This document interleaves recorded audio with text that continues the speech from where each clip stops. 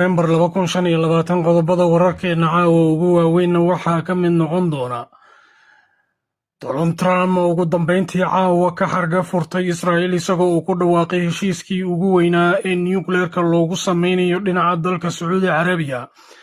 Diyaaradaha la halmaday ee F-35 oo sidoo kale loogu dhawaaqay Sacuudiga in laga iibin doono. Middle East ay warbixino dhaadheer oo ka qortay safarka dhaxal sugaha oo saxiixay qarash gaaraya ilaa iyo 1 trilyan oo lacaga. Trump marka la fiiriyo saaxiibtinimada waxa uu ka doortaa lacagta, sidaas daraadeed MBS waxa uu wataa diyaarad lacagaysan. maxaa caawa ka dhacay kulankii weynaa ee lagu qabtay aqalka cad ee Mareykanka ee wariyaasha su'aalaha ay ku weydiiyeen labada mas'uul. sidoo kale waxaynu fiirin doonaa joornaalada Israa'iil ka soo baxa oo caawa gaashaanka u daruuray waxa ka socda Washington inay yihiin kuwa xagaldaacinaya xasiloonida dhulka bariga dhexe.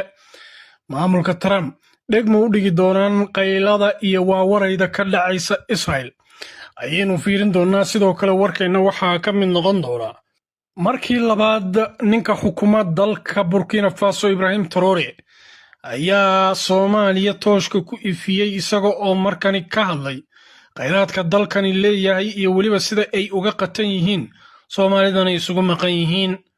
wararka la raaci doona soo dhawaada YouTube, Facebook, meesha aad igala socoto muuqaalka shaargaray like aragtidina qaybta commentiga waa qaybta labaad ee wararkeena caawa. waxaana ay tilmaan aynu ku bilaabano qaybta koowaad ee warkeena caawa oo noqon doona dhaxal sugaha dalka boqortooyada Sacuudi Carabiya.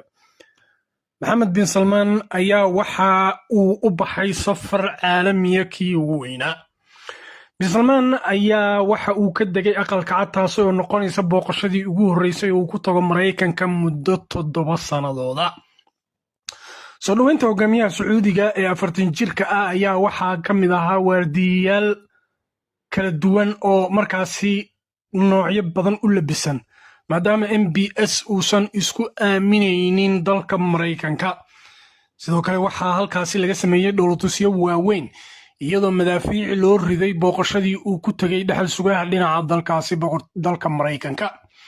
Maxamed bin Salmaan ayaa waxaa sidoo kale loo saaray salaan iyadoo aqalka cad markaasi dabaqyadiisa kala duwan ee foolka hore ku yaala ama wajahada hore ee aqalka cad la arkayay iyadoo lagu taxay golaha wasiirada baarlamaanka iyo xubno kala duwan oo dowladda Mareykanka iyo madaxtooyada Mareykanka ka socda.